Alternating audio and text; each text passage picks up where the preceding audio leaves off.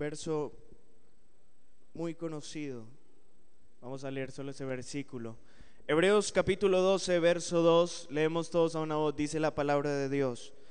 Puestos los ojos en Jesús, el autor y consumador de la fe, el cual por el gozo puesto delante de él sufrió la cruz, menospreciando el oprobio, y se sentó a la diestra del trono de Dios.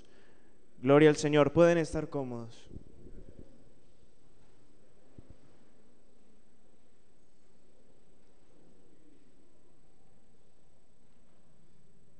Quisiera que habláramos por un momento sobre un tema que he titulado Cristo mi referente. Cristo mi referente. Y hablando de referentes, podríamos pensar en aquel punto que miramos, aquel punto en el que nos fijamos, en aquel alguien o algo en el que tenemos la mirada fija y que pretendemos seguir, alcanzar o imitar. A lo largo de la historia hubo grandes hombres, hubo personas excepcionales, con talentos excepcionales, que hicieron obras y hazañas excepcionales y se convirtieron en el referente de multitudes. Algunos de los ejemplos más comunes, y quizá haya nombres de estos que ustedes hayan escuchado. El caso de Alejandro Magno. Alejandro fue rey de Macedonia desde el 336 antes de Cristo y está considerado como uno de los líderes militares y estrategas más importantes de la historia. Lo increíble de Alejandro es que a sus 23 años había logrado conquistar el imperio aqueménide, toda Europa central y occidental. Napoleón Bonaparte fue un militar y gobernante francés, general republicano durante la Revolución y el Directorio, artífice del golpe de Estado del 18 Brumario, y durante un periodo de un poco más de una década adquirió el control de casi toda Europa. Martin Luther King fue un ministro de la Iglesia Bautista que desarrolló una importante labor como activista del movimiento de los derechos civiles en Estados Unidos.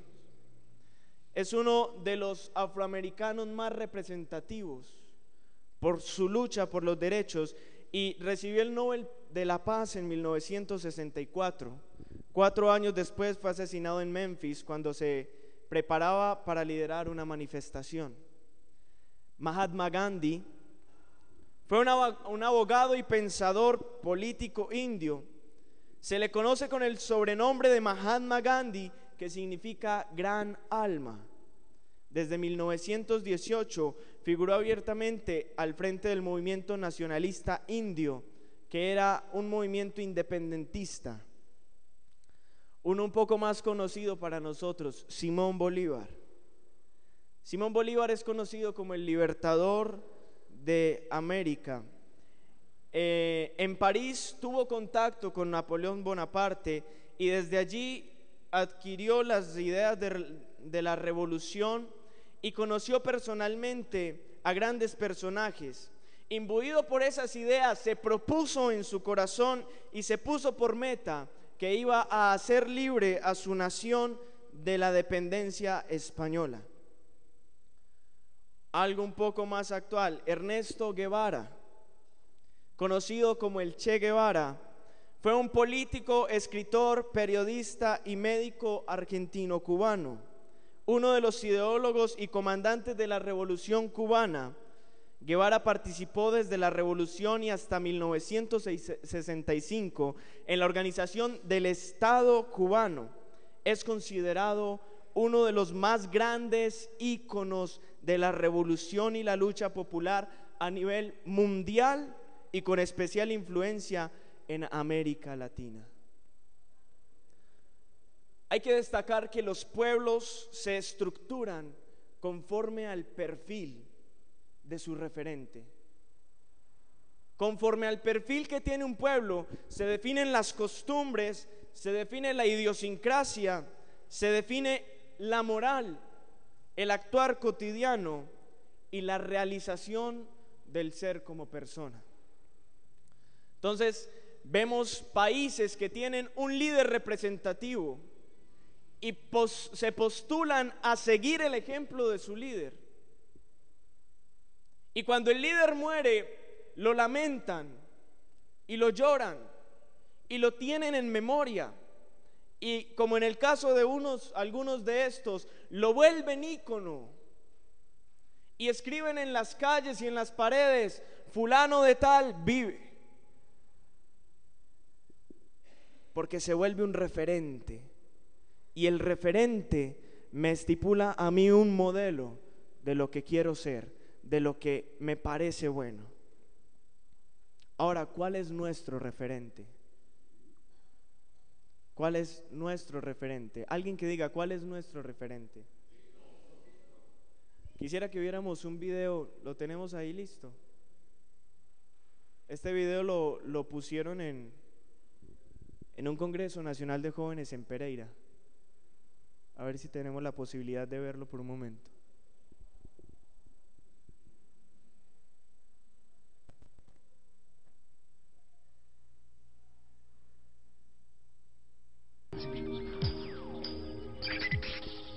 Han marcado la historia,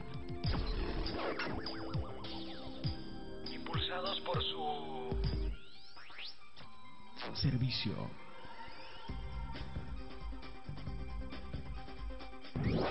determinación, libertad, humildad,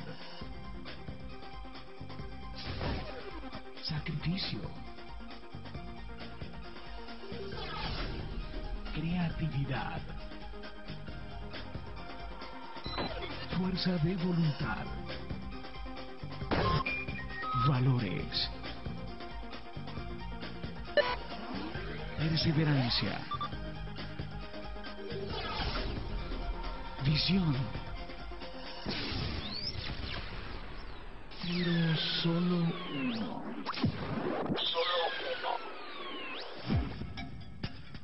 Partió la historia en dos. Con amor. Jesús.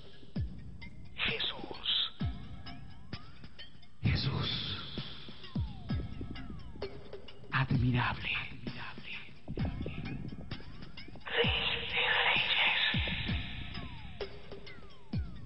Dios fuerte. Príncipe de paz. Jesús, el líder por excelencia. Deja que Él sea tu impulso. Tú más tú, igual nada. Tú más Dios, igual lo puedes todo. Gloria al Señor. Lo que quiero decir hasta este momento básicamente es: aunque ha habido personas increíbles, aunque ha habido personas excepcionales, nunca nadie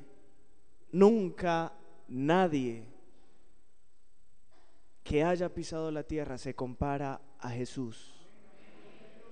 Y si Jesús es el referente de esta iglesia, así como los pueblos tratan de asemejarse a sus líderes, así como los pueblos definen lo bueno conforme a sus líderes, así como los pueblos tienen la mirada puesta en sus líderes, esta iglesia también se asemeja a Jesucristo.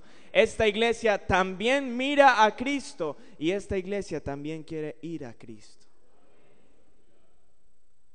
Pero ¿qué es lo que hizo Jesucristo para convertirse en un referente?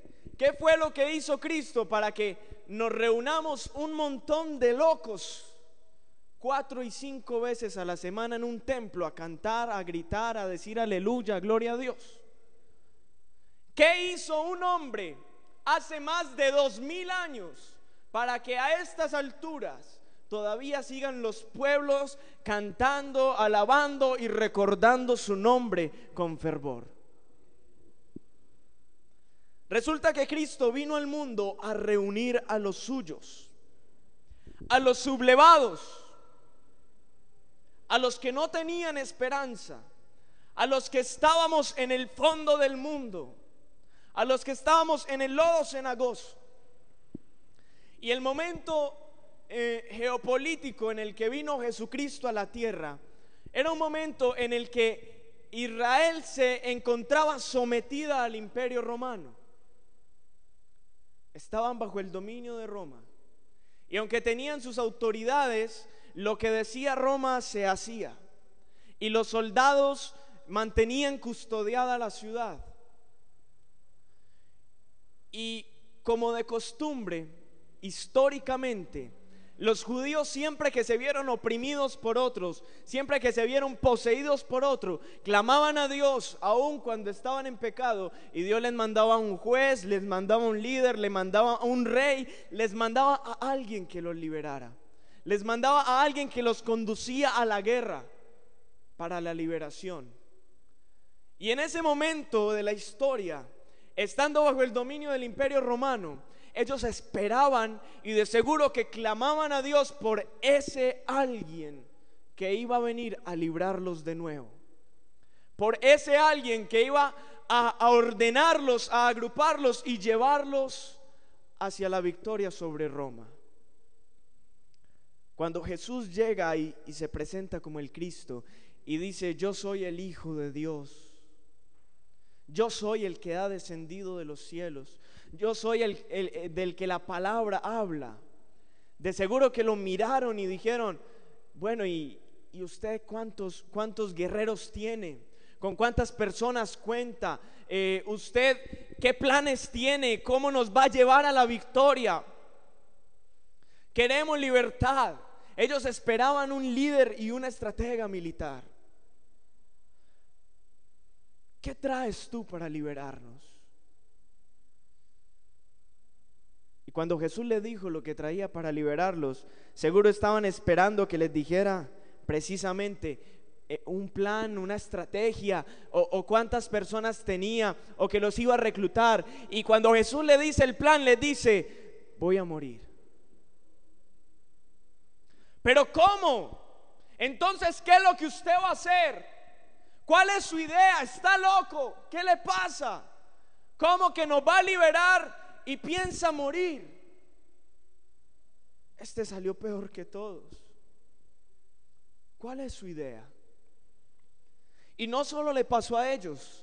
¿Sabe una cosa? Con esas personas nos identificamos nosotros, porque nosotros también estábamos en la inmundicia, también estábamos en el pecado, también estábamos lejanos de Dios, sublevados.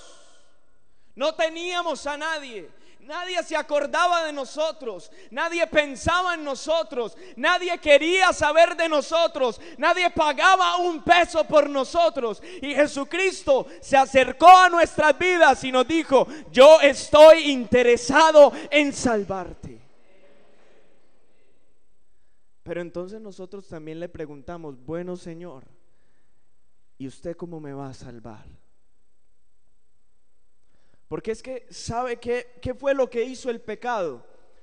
La presencia de Dios, cuando fuimos formados, habitábamos en la presencia de Dios. Cuando el hombre pecó, se creó una barrera grande, impenetrable, y el hombre quedó de este lado, y Dios, la gloria de Dios, quedó del lado de allá. Y dice Pablo: por cuanto todos pecaron y están destituidos de la gloria de Dios. Destituidos. Fue imposible, se hizo una muralla. Entonces nosotros le preguntamos a Dios: bueno, ¿tú qué vas a hacer? Estamos mal, estamos viviendo en el pecado, y el mundo estaba perdido, y el mundo carecía, y el mundo tenía necesidad. Pero es que ellos no entendieron lo que Cristo les estaba diciendo cuando iba a morir, porque Cristo era más peligroso muerto que vivo. Dice el Génesis 49: atando a la vid su pollino y a la cepa el hijo de su asna, lavó en el vino su vestido y en la sangre de uva su manto. Sus ojos rojos del vino y sus dientes blancos de la leche, porque nuestro Cristo fue lavado en su sangre. Y dice Isaías 63: ¿quién es este que viene de Edom y de Borsa con vestidos rojos?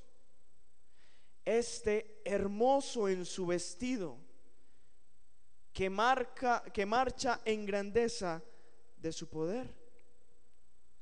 Y él responde: yo, el que hablo en justicia, grande para salvar. ¿Por qué es rojo tu vestido y tus ropas como del que ha pisado lagar?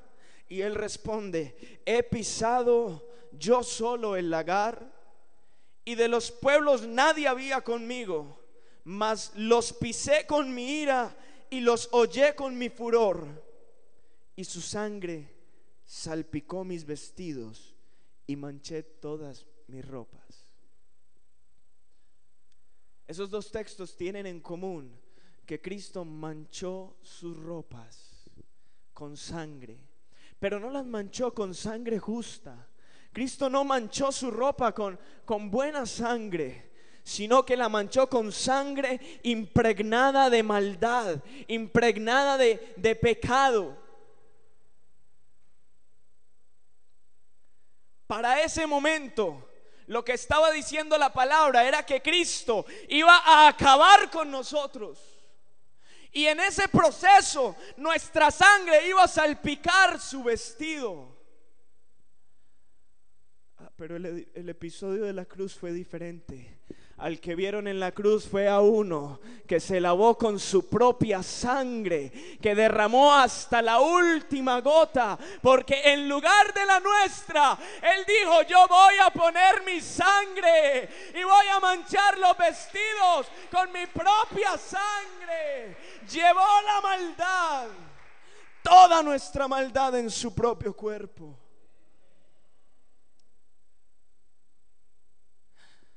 Y así es como dice la palabra: de la mano del Seol los redimiré, los libraré de la muerte. Oh muerte, yo seré tu muerte y seré tu destrucción, oh Seol. La compasión será escondida de mí. En Corintios dice: ¿dónde está, oh muerte, tu aguijón? ¿Dónde, oh sepulcro, tu victoria? La muerte era lo más poderoso, a lo que el hombre no podía escapar. Y Cristo llega y la desafía, y como dicen Hebreos, la destruyó por medio de la muerte. Destruyó al que tenía el imperio de la muerte, esto es, al diablo. ¿Sabe qué pasó ese día en la cruz? El diablo estaba contento y había mandado a comprar todo para la fiesta. Tenía todo organizado. Y cuando vio que estaban sentenciando a Jesús, mandó a reunir a todas sus tropas y le dijo: mañana hay fiesta. Y claro, empezaron a azotar a Cristo y Él empezó a derramar su sangre. Y la creación contemplaba ese espectáculo con terror. Y seguro que Satanás y sus secuaces estaban felices. Y cuando nuestro Cristo fue levantado en la cruz y desde allí miraba la ciudad y se compadecía de nosotros, porque sabía que el gozo puesto delante de Él era mirar a las multitudes salvadas por su sangre. Y cuando Cristo estaba en la cruz diciendo sus últimas palabras, Tal vez estaba Satanás y los suyos esperando ese preciso momento en el que Cristo suspirara por última vez para dar la orden e invadir el mundo, para dar la orden y apoderarse de los reinos. Porque aunque él le decía a Cristo que le daría los reinos y postrado lo adorare, era mentira, porque él es padre de mentira. Estaba esperando el momento en que Cristo muriera para tomar el control de todo, para decir: he vencido. Pero sabe una cosa, cuando Cristo suspira por última vez, cuando el Señor dice: consumado es, Padre, en tus manos encomiendo mi espíritu, en vez de lo que Satanás estaba esperando, lo que sintió, hermano, fue un golpe fuerte en la cabeza, porque el Rey de Reyes, Señor de Señores, le estaba pisando la cabeza y estaba declarando libertad para el cautivo, sanidad para el enfermo, salvación al perdido. Ese es nuestro Cristo, el que venció con la muerte. ¿Y sabe qué pasó en ese momento? La creación se estremeció como nunca lo ha hecho, porque la tierra estaba cargando en ella la sangre del Santísimo. Y dice la palabra que las piedras se daban una contra otra y las peñas se abrieron en dos. Y el sol se oscureció. Y sabe algo, hermano, en el templo había un velo que separaba el lugar santo del lugar santísimo. Y no era un velo como esos que tenemos en la casa, delgaditos, transparentes, que usted lo coge y lo rasga. Este velo ni 2 caballos lo podían rasgar. Era de 20 centímetros de espesor. Y ese día, no de abajo hacia arriba, no de los hombres hacia Dios, sino de arriba abajo, Cristo mismo con poder y gloria rasgó ese velo y quedó visible el lugar santísimo. Y ese velo es tipo de ese pecado que nosotros teníamos y que nos separaba de Dios, que nos separaba de la presencia de Dios. Y si usted recuerda esa muralla de la que hablé, cuando Cristo murió en la cruz del Calvario, al tiempo que el enemigo recibió ese golpe, esa muralla, al igual que la creación misma, se estremeció y se abrió un orificio tan amplio, se abrió un espacio tan grande, tan vasto, que Cristo pudo decir: hágale bien pueda, pase y vayan a la libertad, vayan a la victoria. No vine a traer armas, no vine a traer revoluciones armadas y humanas, sino una revolución espiritual. Y aquí en la miseria, aquí donde nos estábamos muriendo, corrimos y entramos a la gloria de Dios. Por eso es que hoy la presencia de Dios se derrama sobre esta iglesia. Y por eso es que hoy Dios nos escucha. ¿Te parece sorprendente lo que Dios hizo? ¿Te llama la atención lo que Dios hizo? Yo quisiera ver la mano levantada de alguien que crea que Cristo merece ser nuestro referente. El Señor murió. Y muchos hombres murieron. Muchos hombres murieron. De esos grandes hombres, y cuando murieron los hicieron íconos y los recuerdan. Pero la diferencia entre nuestro Cristo y esos hombres es que en Hechos dice: al cual Dios levantó, sueltos los dolores de la muerte, por cuanto era imposible que fuese retenido por ella. O sea que este Cristo no solo hizo algo increíble, no solo venció al que tenía el dominio, no solo venció la muerte misma, sino que no se quedó en el sepulcro y resucitó para vida eterna. Dice la palabra en Génesis, hablando de ese Cristo: Judá, te alabarán tus hermanos, tu mano en la cerviz de tus enemigos, los hijos de tu padre se inclinarán a ti.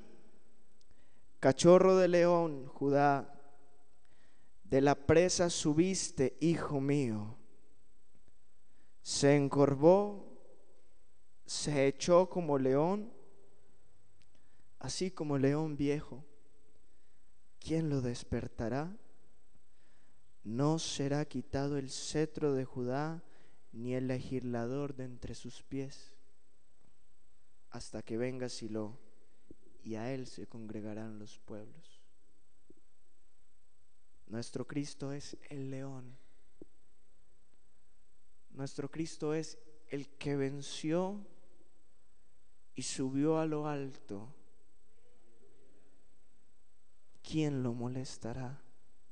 Si Él es el grande, si Él es el fuerte, si Él es el que venció, ¿qué ser viviente se enfrentará ante este león que ha vencido? Yo no sé si hasta aquí he logrado enaltecer a ese Cristo y ponerlo, no sé si ha quedado claro que este Cristo está por encima de cualquier otro ser humano. No sé si ha quedado claro que este Cristo no se compara a nadie, a ninguno. Y si tenemos claro que aún vive.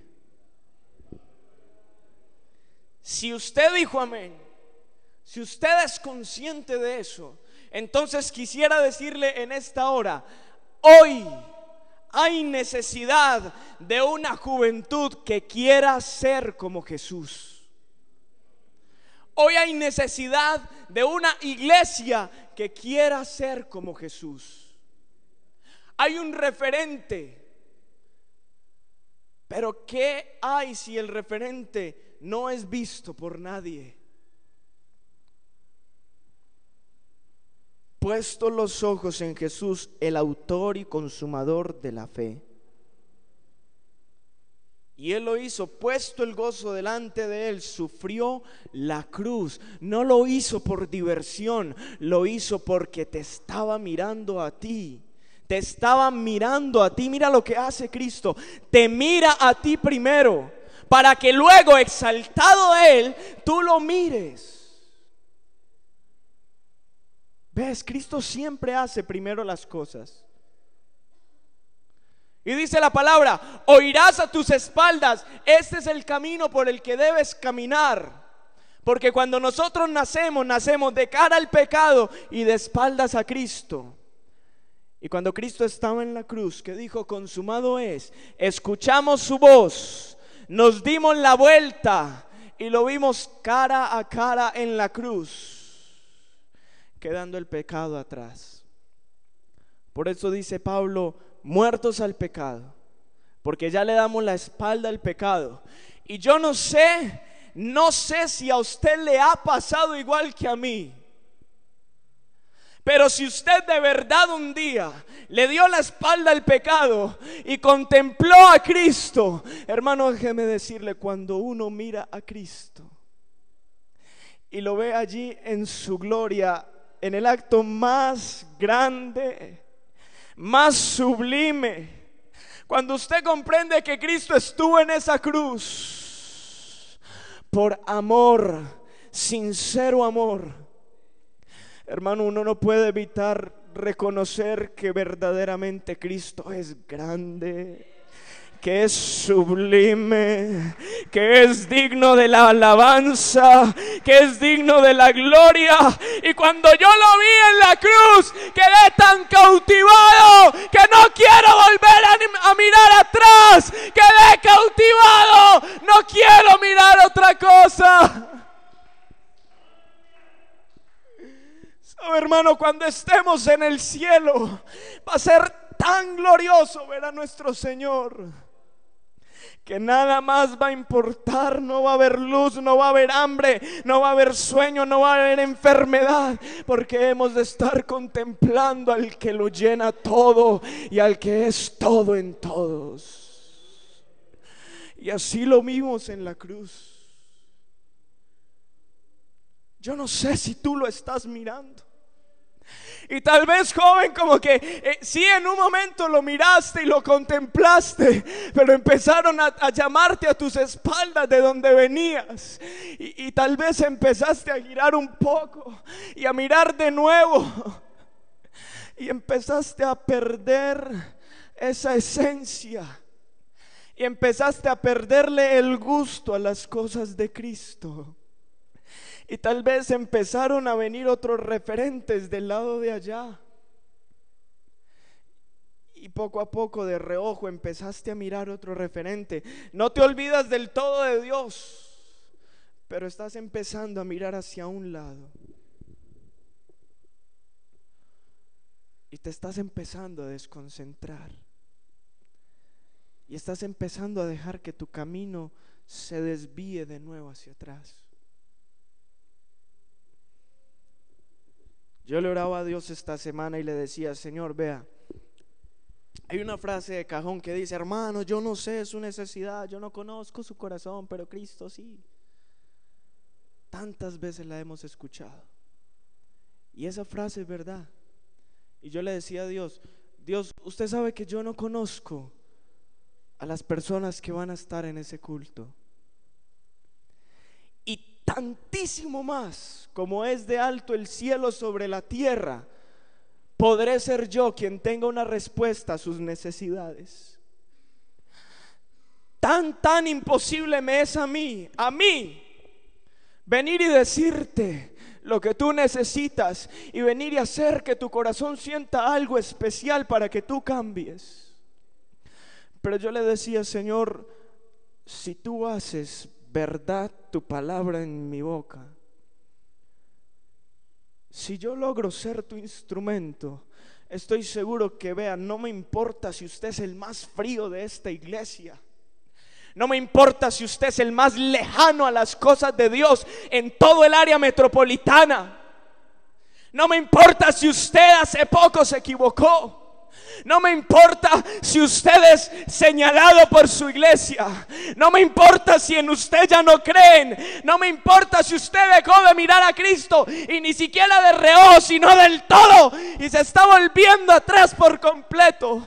No me importa si usted siente que su debilidad es muy grande, que su problema es mayor que cualquier cosa. Estoy convencido esta noche de que el que está hablando es Jesucristo, y cuando Cristo habla, se sale de mis posibilidades y comienza a penetrar con poder en tu corazón, y empieza a decirte: todavía quiero que me mires, todavía puedes cambiar tu rumbo, todavía puedes solucionar tu problema, todavía puedo lavarte con mi sangre, todavía puedo reorientar tu camino. Iglesia, en esta noche Cristo está diciendo: este es el camino que debes andar. Yo soy el camino y la verdad y la vida. Soy el camino.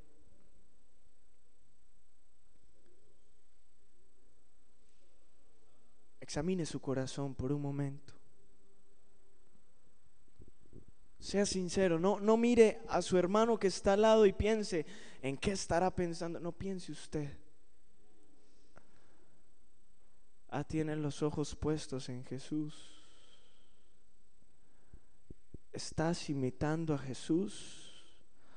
¿O por el contrario, como que ya no hay gozo en tu corazón? Como que ya el anhelo de ir a la iglesia se acabó, como que todas esas cosas que predican allá son tan extremistas.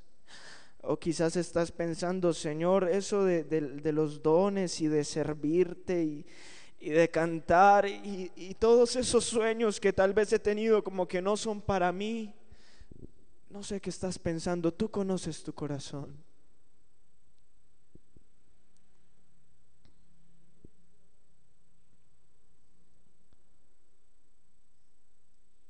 Lo tienes claro.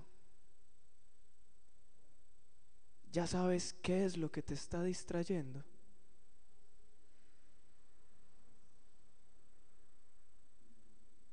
Un poquito. Un poquito más. Y el que ha de venir vendrá.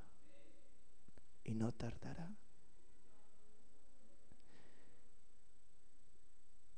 Y tú vas a desperdiciar tu vida porque estás mirando hacia otro lado. ¿Te gustaría traer a este lugar eso que te está impidiendo? ¿Te gustaría venir a este lugar y decirle: Jesucristo, quiero reorientar mi mirada, quiero volverte a mirar? Señor, quiero servirte. Señor, quisiera dejar y abandonar de mi corazón eso que me está distrayendo. Señor, quisiera olvidar a partir de este momento esos problemas, ese vicio, ese pecado que se está interponiendo entre tú y yo. Porque yo no sé si usted también lo desea, pero yo sí voy a ir al cielo y voy a verlo cara a cara, y cuando lo vea me voy a postrar y le voy a decir: tú eres por lo que toda mi vida esperé, tú eres por lo que luché, y tú eres por lo que tantas cosas negué. Te quiero adorar por siempre. Yo no sé si alguien quisiera venir a este altar y decirle: Señor, yo ya no más, yo ya no me voy a distraer más, sino que voy a correr y me voy a ubicar. Quiero mirarte.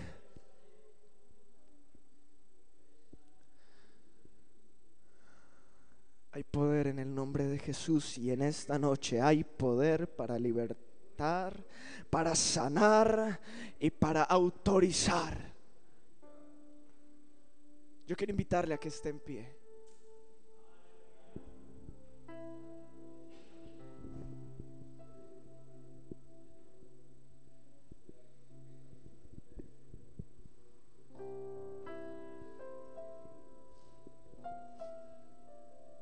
Vea, cuando Cristo llena un lugar,